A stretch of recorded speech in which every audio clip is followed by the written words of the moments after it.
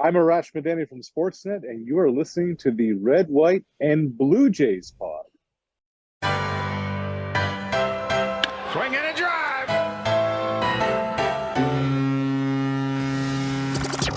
Welcome to Red, White, and Blue Jays, the podcast home of Blue Jays Fans UK, a group connecting Blue Jays fans around the UK and beyond, and telling their story. And now, here's the host of Red, White, and Blue Jays, Steve Hunter. Hi everyone, welcome to another episode of Red, White and Blue Jays, and I'm really thrilled to introduce today's guest. We have Arash Madani from Sportsnet. Arash, so cool to be able to chat with you. Thank you so much for spending a bit of time with us. Yeah, thanks for the invite, Steve. It's good to be on with you. Yeah, no, absolute pleasure. Just for those who are listening to the audio version of this, just explain your view at the moment, Arash, and where you're sitting. I was actually just showing you, Steve, off air. Over my right shoulder is the famous Citgo sign in Boston, and over my left shoulder, you can actually see the green monster, an old pile of green over at Fenway Park. We're filming this on the 24th of August, so the Blue Jays just came off a win with Ross Stripling doing Ross Stripling kind of things last night. Yeah, it's great little win again, and we'll get into a little bit of that as we get through our time together. But I'm really interested just to hear about you, the Arash Madani story, how you came to do what you're doing. So perhaps, actually, before we do that, have you done anything into the UK before? Is this your first dip into pods in this part of the world? I believe so. I've been over there for work and pleasure a couple of times on the work scene. I did London 2012 as part of the Canadian television stuff. And then when I think it was 2014, Eugenie Bouchard got to the finals of Wimbledon, and Milos Raonic got to the semis of Wimbledon that year, was over to cover the championships. But it's been a hot minute since. Yeah. Absolutely. Well, we'd love to have you back over, and if the Jays ever come and do one of the MLB International Series games, I'm sure you'll be front of the queue to try and get a ticket. Yeah, absolutely. Yeah. I'd love to cover that, especially if Vlad Guerrero takes the traveling show on the other side of the pond. Totally. Yeah, no, well, hopefully it will happen. Perhaps we'll chat about that towards the end as well, in terms of the likelihood of the Jays coming. Obviously, we've got the Cubs and the Cardinals that have just been announced for next year, which was the cancelled game from 2020. Of course, the year before that, we had the Yankees and the Red Sox over, and that was, I think, very well received. And certainly the Jays, in terms of fan base, were very well represented at those two games. So there's a lot of us here in the UK that would love to see the Jays come this side of the water, but those are dreams further down the road. Let's dial back then into your story. So just give me a bit of flavour. Where did you grow up? What was your childhood like in terms of your heartbeat towards doing what you're doing now? Was that something that you dreamt of as a young lad? Yeah, I would say, Steve, it was probably around 8th or 9th grade that I realized I wasn't going to be playing in the NBA or joining the ATP Tour. So I was thinking to myself, well, what can I do to be involved in sports? And I was a huge Lakers fan growing up. And I always remember Dick Stockton being courtside, getting to call all these amazing Laker playoff games and championship games. And I said to myself, well, that seems pretty cool. And it's been since a young age that this is what I wanted to do, and I'm very lucky and grateful that my career has morphed into this, and where my hobby and my profession almost overlap. So this has kind of been on the radar for quite some time, and from a small town in Truro, Nova Scotia, and to go from there to a couple of blocks from Fenway Park, it still is amazing some days when I think about it. Yeah, I was chatting to Keegan Matheson a couple of weeks ago, and so he's from... He grew up down the street. I was going to say, you guys must have been almost next door neighbours, surely.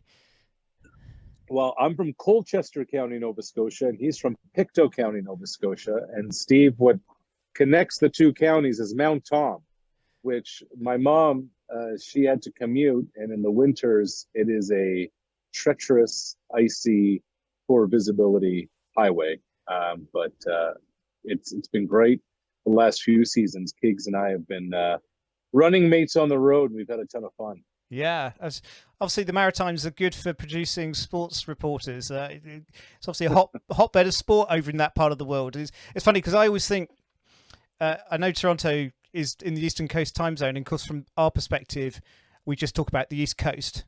East Coast, East Coast, East Coast, East Coast teams, East Coast division and so on. But of course, from your perspective, Toronto's not even close to being East, is it? Because home is East. Yeah, we're in a different time zone. We're in the Atlantic time zone. Yeah. And then if you go to Newfoundland, it's another half hour also. And I'll tell you this, Steve. I'm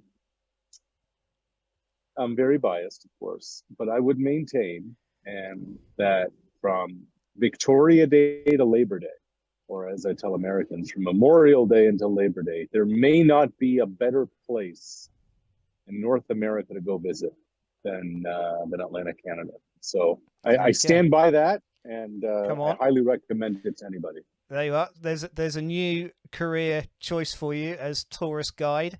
There you go. To the Maritimes. So yeah, it's not part of Canada that I've been to.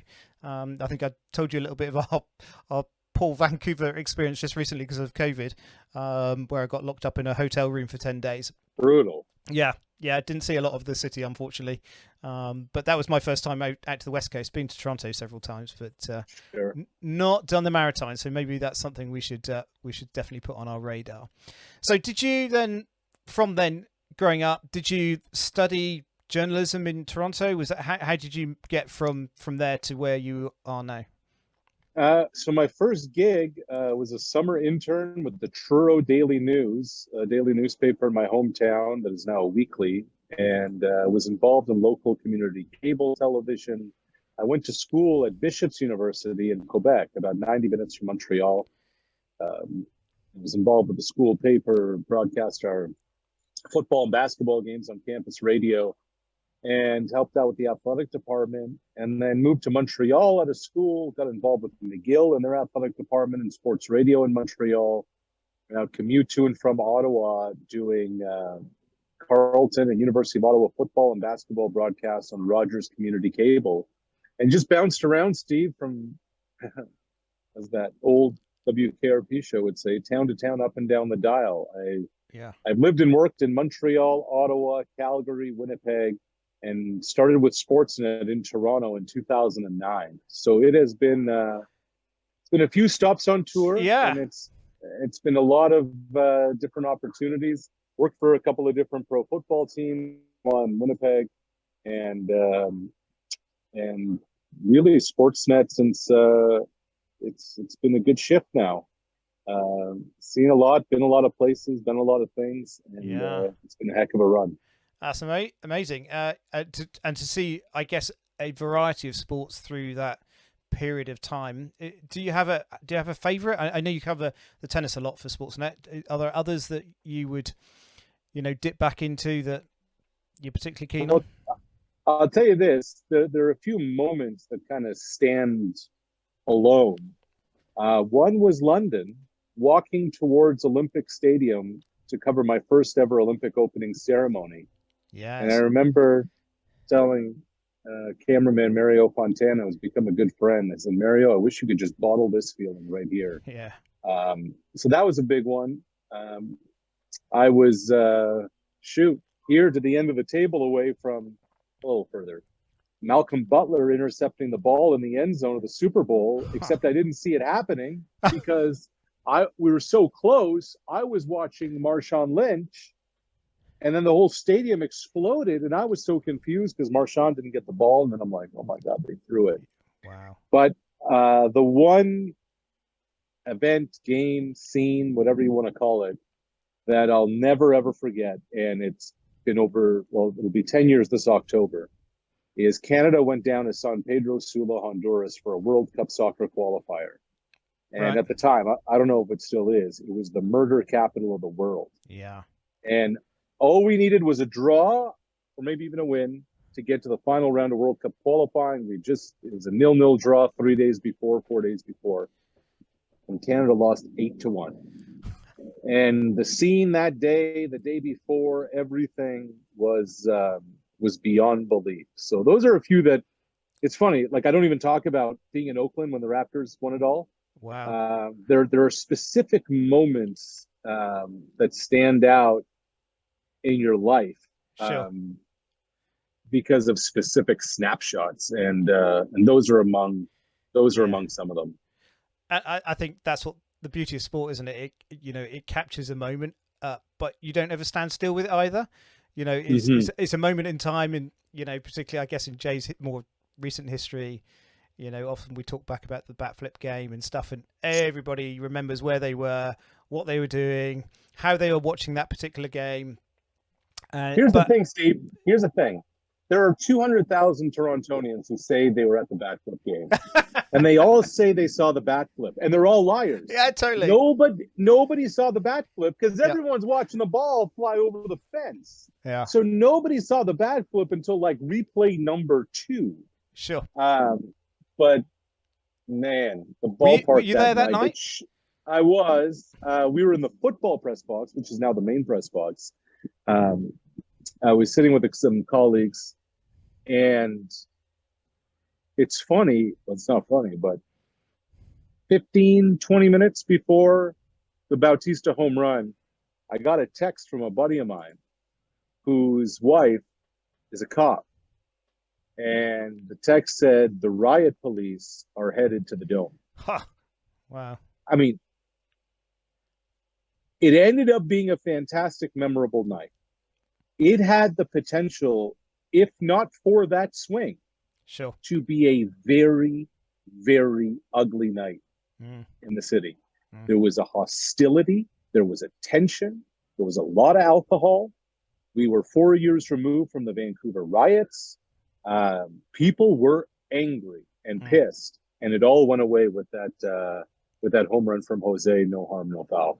Yeah, I mean, I obviously watching it from over here in the middle of the night. It was about 2:30 a.m. or something, I think, when he knocked it out. And just watching in on the screen and listening to, Buck and the team commentate. Oh no, it wasn't Buck, was it? Because it was postseason. But the commentary team. No, I think it was Kenny Albert and Harold Reynolds. Remember Harold Reynolds? Yeah, I do. Enemy number 1. Yeah, absolutely. Yeah, no, totally forgotten that. And just yes, that's right, because he was rather not over complimentary about the Canadians. I think would be a bit of an understatement. They just said they don't know anything about baseball. Yeah, that's right. They're just hockey fans, right? Yeah, exactly. But I remember, just watching obviously what happened with Russell Martin and just how the 7th inning unfolded, and having this sort of gut wrenching, we can't lose on that moment, and then the craziness of all the can throwing, and as you say, just everything feeling like it was getting a little bit out of hand. I mean, is that unusual? It's unusual, I would think, generally in baseball for that atmosphere, because I've always, the reason I fell in love with the game when I first came over in '94 was, this family friendly, just relaxed atmosphere watching a game. I mean, that whole cauldron of what happened in that game was just mad. I mean, it's like watching Premier League football. It doesn't happen in baseball, surely. Well, and it's funny you say 94 because, I mean, it's a couple of things. Well, a few things. One, they hadn't been to the postseason in 22 years. Sure. So a generation had no idea what October baseball was. And yes, baseball is a congenial, social, relaxed deal. From February until September 10th, if your team's in the hunt, if they're in a wild card race, a playoff race, a pennant race, anything like that. And then things start to matter and things start to ramp up. But there is nothing timid about the postseason. There is nothing relaxed about October. And one of the great things that I get to do is, Hazel does for the most part, Hazel does the AL playoffs and I do the NL playoffs most years. And we get to go from the wild card to the DS, the CS, and we meet up at the World Series. And in those cities and in those ballparks and in those stadiums, every single pitch matters. The tension in those stadiums is wild. And the buildup begins at like 2 in the afternoon, 3 in the afternoon. And all the bars and restaurants around, the whole city's wearing the team's colors. October is an animal unlike anything else. You can sit and do your crossword in July, and nobody will look at you funny. In October, you are not sitting for 9 innings, and it's pretty dope. Yeah.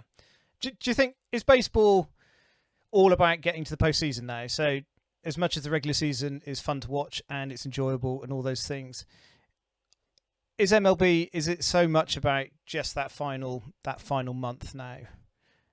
I would tell you this, Steve. I actually think meaningful September baseball, being in these races, scoreboard watching, looking at the standings every day, I think that's as electric as October. October, I think September as a fan is more enjoyable, because October, if you're a fan, you're probably more stressed out because everything matters so much more.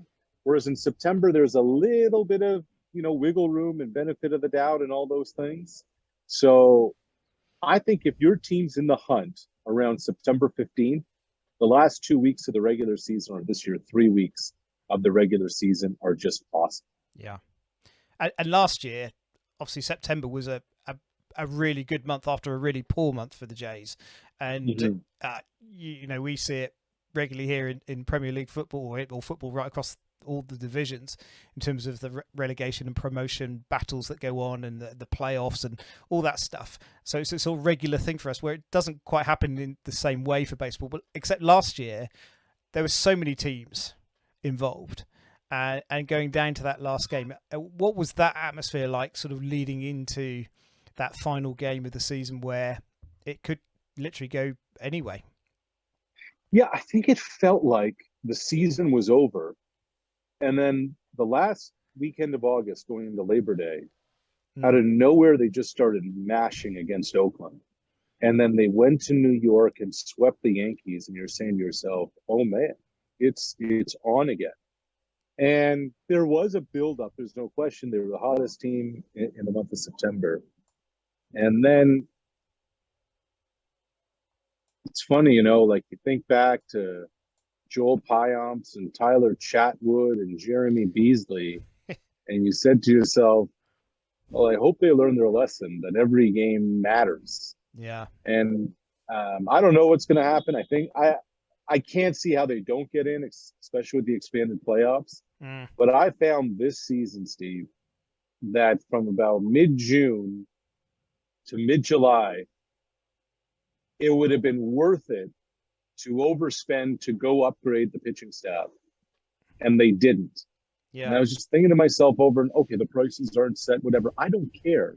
Did you not learn your lesson from last year, especially after Ryu gets hurt this year and the injuries you're having and the Kikuchi debacle?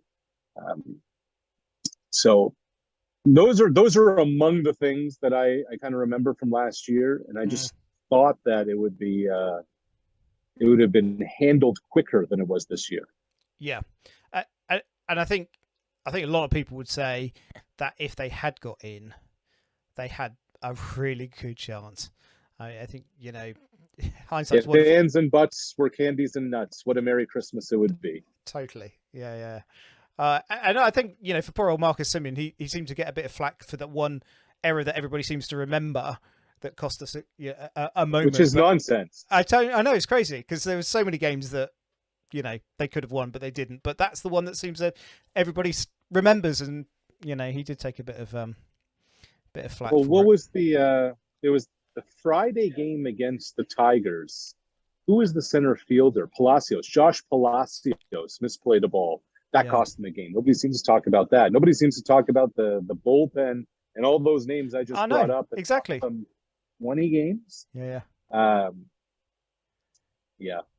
Crazy stuff. So just in terms of this year, then, what was your take on it in terms of the trade deadline? Do we feel that they've done enough? Did they do enough? I mean, because I think most people felt it wasn't a very sexy trade line for the Jays. They did a bit, but it a wasn't bit it wasn't spectacular. at all. No, at all. So does that give an indication that, the front office are thinking actually it may not be this year, and therefore we're still building towards perhaps next season, or they just will do a little bit and, well, if it comes off, it comes off. Where do you? I don't know. I don't know. I mean, I look at this roster right now, and I look at, okay, how many more years of Vlad and Bo and I guess Kirk are you going to have paying this money? You're paying Lourdes Gurriel very little in terms of, what market value would be. Yeah. You're only going to have Teoscar likely for this year and next. And then what? At some point, Manoah's going to get paid. I don't know, Steve. They talk about World Series, but then the trade deadline rolls around. You're saying to yourself, all right, here's your opportunity. And to me, when you look at where you are in certain years, it's not about winning every trade. It's about understanding when you can and should go for it. Yeah. Who's the team in the American League that really scares you right now? Well, it was the Yankees, wasn't it? I think, but that's definitely changed. Yeah, past tense. Yeah. And nobody wants to hear about 2015, 2016, but the reason why 2015 also worked is because it was a down time in the division. And right now, the Red Sox are hopeless. The Rays are winning some games right now, but they don't really feel like a threat. And while Baltimore is a hot team right now, they don't scare you, and the Yankees are beatable. So you may not win the division. I think the Astros are legit. But outside of Houston, to me, this was the time that you do it. And if I look at, and I know Frankie Montez has a tough start there, but look at the teams, look at what New York did, look at what Seattle did, look at even what Minnesota did. And I just thought there was a real opportunity to really get better and go for it and not be thinking about each trade in its own individual window and vacuum, rather seeing the landscape of what's happening here to go for it. And, you're about to do all these renos to the ballpark and, you want to get some excitement. What a way to do it. And so I thought that was an opportunity missed. Yeah. And that seems to be reflected certainly in the fan base, from what I could tell from over here, that generally most people felt that they'd missed an opportunity. Do the players, how much would the players be listening in to a trade deadline, from their own perspective of, could this mean I'm going somewhere, but also in terms of what the front office are bringing in? Is that something they would be, well, obviously mindful of it, but actively listening in for? I think they're human, but they're also fans. They're, they like the goss. They want to know what's going on. It's like any kind of workplace. How does this affect me? How does this affect we? What are we going out there to do? I think they were very much in tune with what was happening. I think a lot of them were scrolling through their phones the day before, the day of, etc., to know what was going to happen to them. I think they're very much aware of what's shaking, especially with the deadline having come 3 weeks after the managerial change. Sure.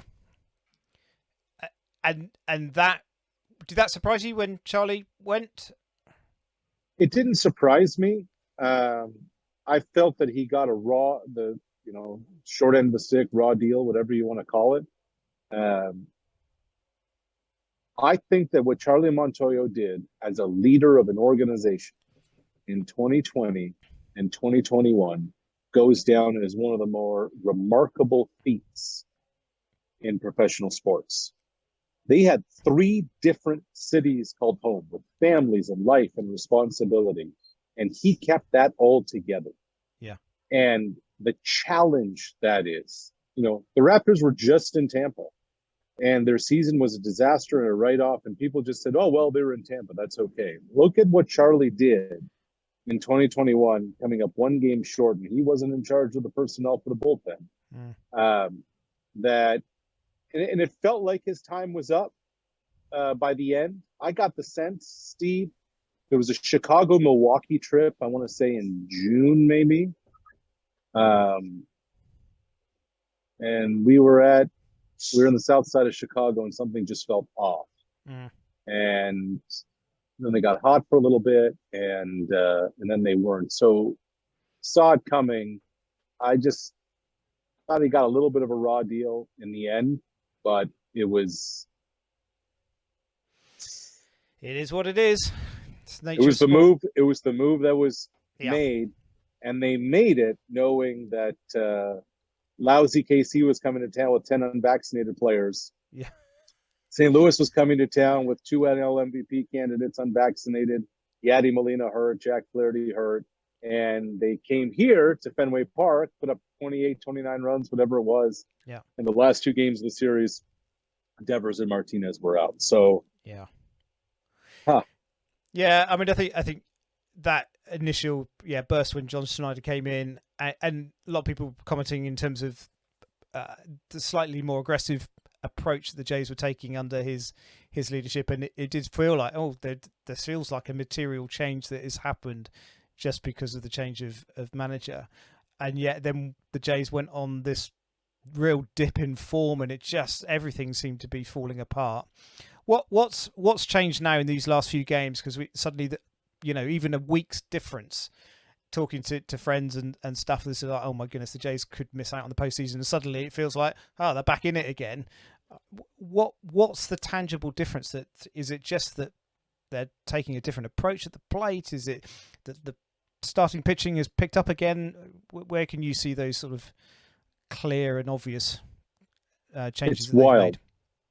So here we are, Wednesday, August 24th. If we were having this conversation last Wednesday, August 17th, I'm saying to you, Steve, I don't know. They're 1-6 in their last 7. Stripling's coming off the injured list. I don't know what you're going to get from him, because who knows with hips. And they've scored, 9 runs in their last 5 games? I don't know what to tell you. Yeah. But now 1 week later, Stripling has a perfect game going into the 7th.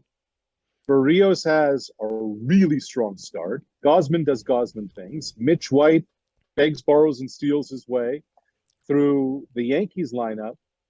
And then Manoah's challenging Garrett Cole across the Audi sign, and then Stripling does Stripling things again. And at a time where they put up 8 runs in the 3rd inning with 2 outs, at a time where the bats start heating up, what we're really talking about is starting pitching. When you get quality performances from your rotation, the way they have, that changes the whole dynamic. And I agree with you. The approaches at the plate have been so much more patient. And that's one thing Teoscar really talked about. He said, I'm going when I'm patient, when I'm not swinging the junk, when I'm sticking to my approach up the middle. And that's been a big part of it. But really, fundamentally, it starts and ends with starting pitching. And then the offense has been a compliment. They're allowing the game to come to them instead of forcing the issue or pressing or anything like that. Yeah. I think for me, the unsung hero of the Jays this year has been Ross Stripling. I think he's been superb, and I think he doesn't get the credit that's due to him. I think he's plugged gaps, and he's outperformed probably anybody's expectations of him. I've really liked watching him play this year. I talked to Pete Walker just yesterday, Steve, and he called Ross their MVP, their most valuable pitcher. Yep. And you think about a season where Gosman's been Gosman, and Manoah has become this incredible force. Where would they be without Ross Stripling? Is a scary thought if you're a Blue Jay fan, and I don't think it's hyperbole. Here, let me bring you I'll bring you the direct quote. This is from Walker. Quote, yeah, he's been awesome. I think if you took a poll in the clubhouse, you know, the most valuable pitcher right now, kind of the unsung hero, it would be Ross Stripling. He's answered the bell every time. He's given us a shot in the arm when we needed it. He's been really consistent this year, change in speeds. It's the best I've seen him pitch. Yeah, there you go. Whew. And then he goes out and pitches 6 innings later that night and lives up to it. Yeah, it's brilliant to see. Alek Manoah, again, really great season. Little bit concerning, obviously, his ERA is sort of creeping up as the season goes through. I think we probably have massive expectations. I mean, he's a brute of a man, but in reality, first real big full season, I guess, in terms of pitching, probably pitched more than I think he's done in certainly minor league play as well. Is that just pure fatigue that is affecting those numbers? I think it's a big part of it. I had his. Let me just see if I can find and see. I had all of his innings pitched in his career, even going back to college, and you know how significant it was. But I think fatigue's a big part of it. And one thing that Gosman has talked to him about is make sure that you're taking some breaks between starts. Like, we need you fresh for October, the end of September. And we can't have you dragging at that point, especially when you're up to inning 220 or whatever that is. So that's a big part of it. He has never pitched even close. I can't seem to find the numbers. He has not even come close to pitching this many innings ever in his career at any stretch. Yeah. And so he's taking more time off between starts. He's throwing less between starts. He's trying to preserve the body and all those things. And he's having issues with his sinker. Last 5-6 starts now, the sinker hasn't quite been there. So this is what happens. Yep. You know, it's a long season. You've never gone through it. It's part of it. And the only way you're going to learn is by living it and doing it. And that's what he's doing. Yeah. His little tete-a-tete with Mr. Judge the other night, just one of those baseball things, no sort of purposeful mindset behind any of that. So,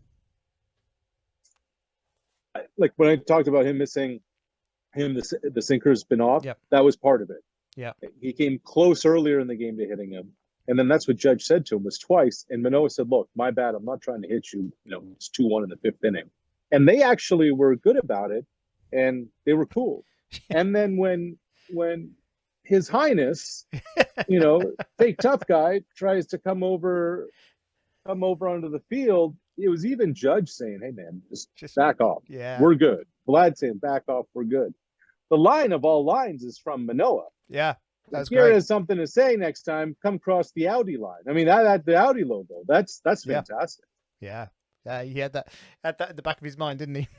But yeah, absolutely. Brilliant stuff from those guys. You say Kikuchi. What are they going to do there? I mean, he's struggled even coming out of the pen. Well, because they're not going to get rid of him, are they? Is it an off season? You know, we have to take this man apart and put him back together again. Here's what I think. When you are coming up again, we're doing this on the 24th of August.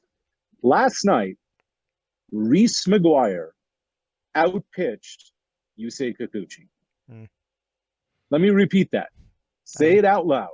Last night, Reese McGuire outpitched Yusei Kikuchi. So let's be real here. 6 weeks to go in the season. If they're going to get into October, if they're going to be in the playoffs, Yusei Kikuchi can be nowhere near the playoff roster. Yusei Kikuchi probably has to have pitched, past tense, his last game with the Blue Jays this season. Send him to Buffalo, put him on some fake IL, do whatever you want to do with him. It can't continue. But I would not, there's no need to close the book on him completely. I would close the chapter on 2022 and then have him go talk to whatever sports psychologists, plural, he needs, whatever pitching coach is, plural, he needs, and bring him to spring training next year with a fresh start and say, okay, past is in the past. Let's start over. Let's do this again. They were able to fix Ross Stripling, and Stripling was nowhere near as dire as the Kikuchi situation is now. But, you know, you bring him to spring. You may even give him enough leash to get through maybe April of next year, and then decide what you're going to do. Because the economics of the situation warrant that he has to get another look and another opportunity. So it just can't happen now. Not in the last week of August, not in a September playoff race, and certainly not if you consider yourself something in the postseason. To me, Steve, I thought they got some real quality at a Matt Gage in a long role in different kind of situations. To me, I know there's been a lot of Trent Thornton up and down and whatnot. To me, now that Mays is back, why not add a second lefty, have Gage in the mix? He can be some different things for you. Their starting pitching to do this every night is probably unsustainable, but so too is having Yusei Kikuchi around moving forward. Yeah.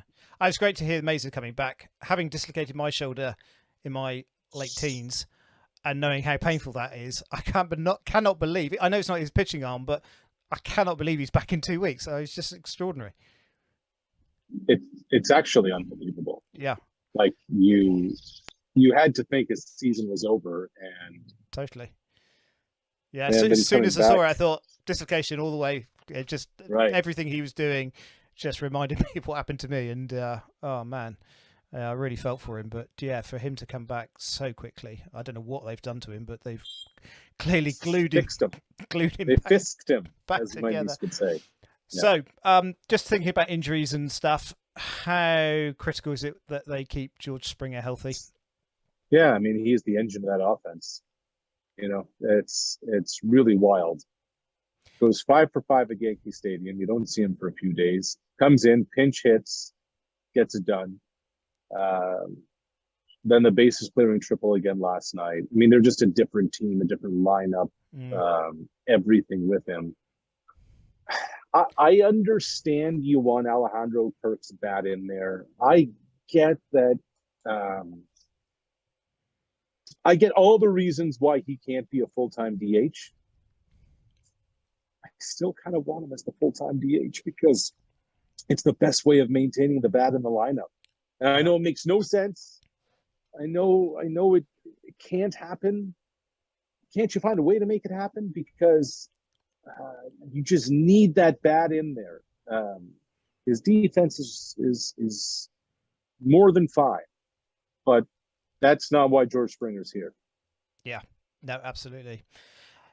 In terms of the catching position, then, what do you, crystal ball wise, where do you put the three guys, Jansen, Kirk, and Moreno, in terms of what they're likely to do?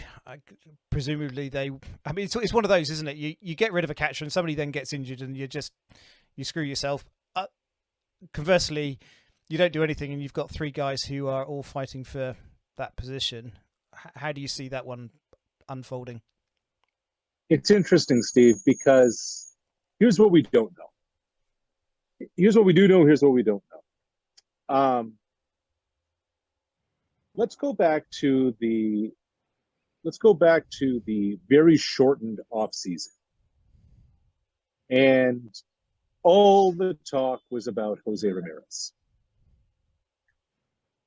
I spoke with a very highly placed Blue Jay source who told me that not only were they in conversations for Ramirez, but that they had exchanged names. Which tells me that one of Alejandro Kirk, pre-All-Star run, or Gabriel Moreno had to have been on that list. And that's for an infielder, a very good infielder, but an infielder nonetheless. If there is a scenario in which you can upgrade your starting pitching staff. And we know that this is a front office that is not really into rentals. So somebody who's going to be expiring after 24 or after 25. And it means putting Gabriel Moreno into that deal. I do it and I don't look back, because this is the window this year and next especially where this team has a real opportunity to do something with at least two of its marquee players, Manoah and Guerrero, making next to no money in real baseball dollars. And so you have, and I don't know what Moreno's value is today. I don't know what Kirk's value is today. But if it means that they can be significant pieces to go get quality starting pitching, absolutely do it. Mm. How secure is Bo? He's not had the season perhaps that we were hoping that we'd have from him. Number of errors, I think it was 12 at the last count I saw. It might have changed since then. You've got a secure infield. Vladdy should be Gold Glove-esque. If not this year, he's certainly heading that way. Espinal has seemed to have consolidated his position at second.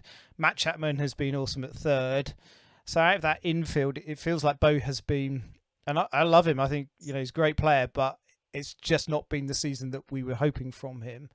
Does that put a question mark in terms of would they even trade him for a big piece? I think that would they? I think the answer is yes. I actually wonder, and I don't know, Steve, what the answer to this is. I wonder if his stock has taken a little bit of a tumble because of, I shouldn't say tumble, a dip, because of what you just outlined. I talked to Bo the other day in New York. He said, look, I've been feeling good for a couple of weeks now. He said, I haven't even looked at my numbers. He knew what it was. But he said, I feel close. I feel like I'm there. I feel good. And then had a couple of knocks on the Sunday in the Bronx and was good again last night. It's a great question. They won't sign both Bo and Vlad. No. So, at what point do you get max return for him?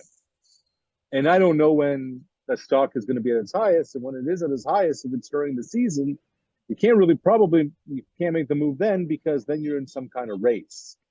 So, who and what would they put there? What are they going to do there? I think that's an off-season conversation, but I don't think that. I believe very much that Bo Bichette's name could end up in some conversations this offseason when it comes to trades. I don't know what his value is out on the market. And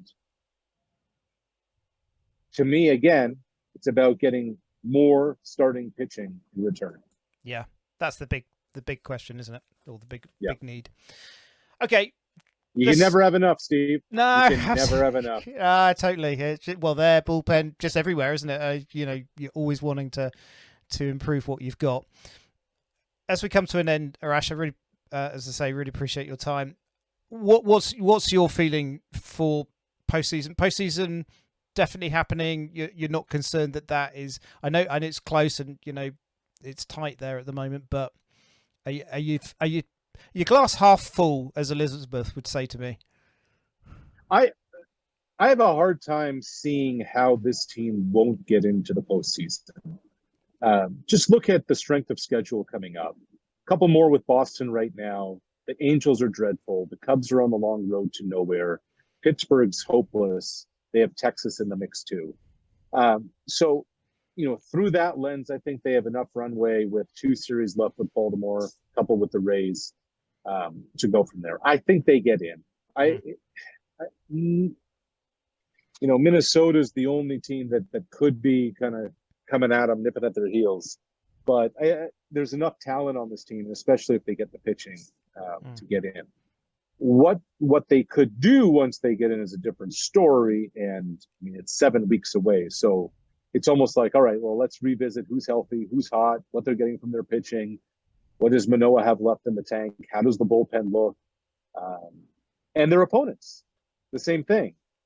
Is the wild card series going to be in Toronto? Because if it's against Seattle, we know who can't come north of the border. Sure. All of that weighs into the equation too. So as we sit here on the 24th of August, I would be very, very surprised if the Blue Jays don't get in. Matter of fact, a buddy of mine, he and I have made many an investment opportunity on sports wagering over the years. Last Tuesday, amidst their skid, he said, I'm looking at Blue Jays don't make the playoffs at plus 390, and it's jumping out at me. And even when they were in that skid, I was telling them, man, I still think they get in. And I kind of hold true to that. Yeah. Well, let's hope that happens. Just as we tail off, we just mentioned about the Jays' potential of coming to the UK. I'm just interested in terms of your take of overseas fans, particularly in terms of Jays World.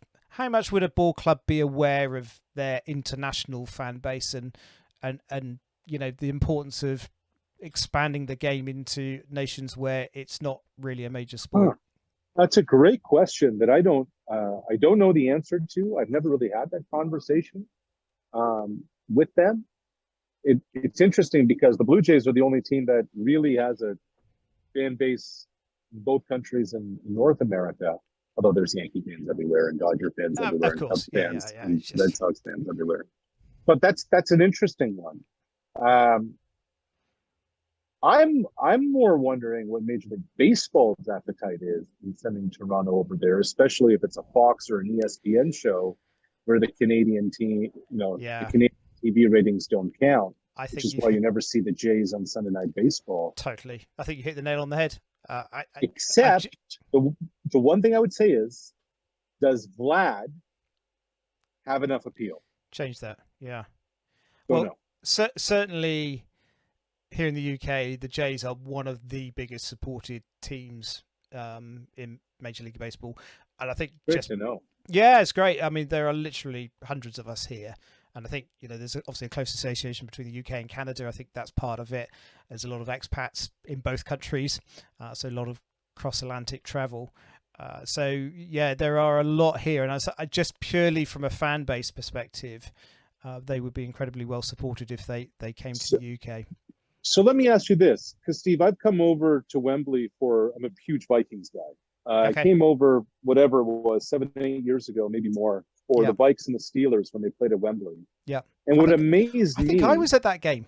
I think I went to that There one. you go. Yeah. Yeah, I think that was... What amazed me that night was there were probably 10,000 Viking fans and 10,000 Steeler fans and 60,000 people. I called it the rainbow of NFL colors. Totally. People wearing different jerseys. So when they come over to play these games in the UK, are the colors represented of the participating teams, or is it a hodgepodge of MLB? So they've only done the one game. They only did the 2019 series between the Yankees and the Red Sox. So that's the only dip we've had. Clearly, there were a lot of Yankees and a lot of Red Sox fans. There were a lot of guys coming over from the States, amongst that fan support. I think, let's go for a week in London. We can go and watch some baseball. We can go and see the sights.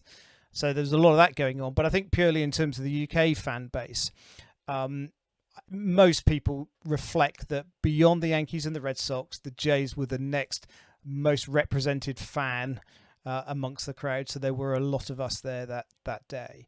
It's a celebration of baseball here, because we can't see it very often live, apart from traveling across to your part of the world. So the opportunity to see, a meaningful game, even if it's not your teams, we just enjoyed the joy of watching baseball. And it was a fantastic weekend, and they did an amazing job with the Olympic Stadium. So if you think what it looked like when you came across for the 2012 Olympics, and you think, well, how on earth do you fit a baseball diamond into an oval ballpark or oval stadium? But so there was a lot of foul territory just because of the shape of the ground. They brought in some extra seats to try and reduce that down a little bit. And on the whole, that worked quite well, but there's still a lot of foul territory. I think in terms of, it was crazy. Both games were crazy in terms of the number of runs, particularly the first game. 6-6 Right. after the bottom of the first, and both starting pitchers are out the game, and just balls were flying everywhere. And so people looking in for the first time, I think, is baseball always like this? Is it always this high scoring? And actually, no, there's a lot of 0-0-0-0-0-0-1. Yes. So it felt different, and I don't know whether that was because the ballpark was playing differently, or it was just one of those quirky things that happens in baseball. But it was a great spectacle. People loved it. There was a lot of energy behind it for the Cubs Cardinals, who were due to come in 2020. Of course, then that all came to a grinding halt like everything else.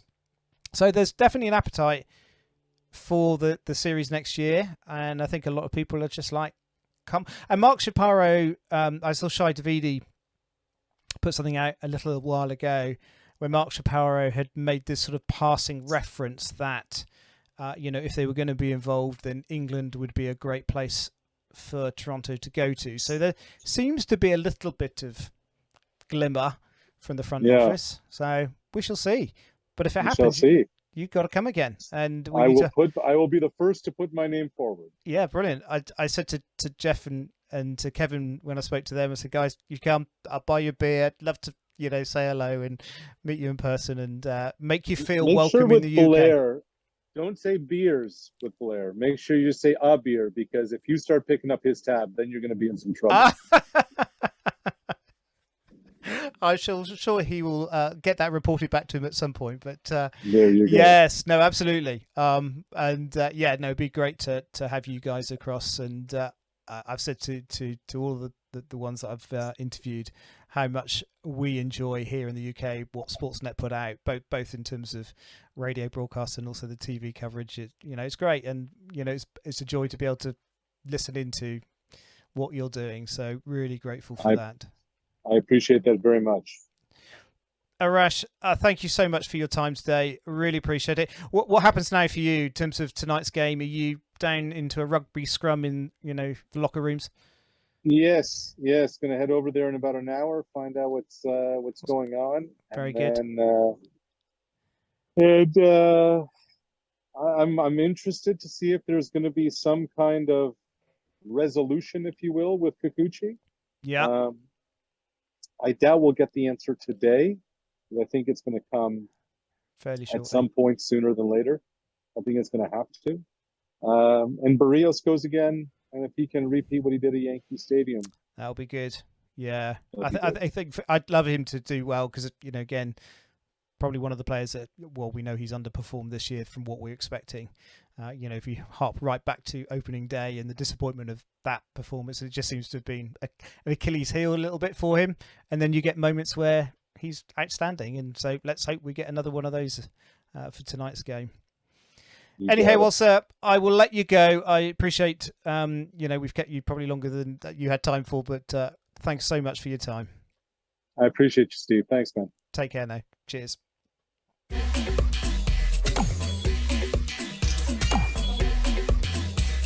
The Red, White, and Blue Jays podcast is a production of Blue Jays Fans UK.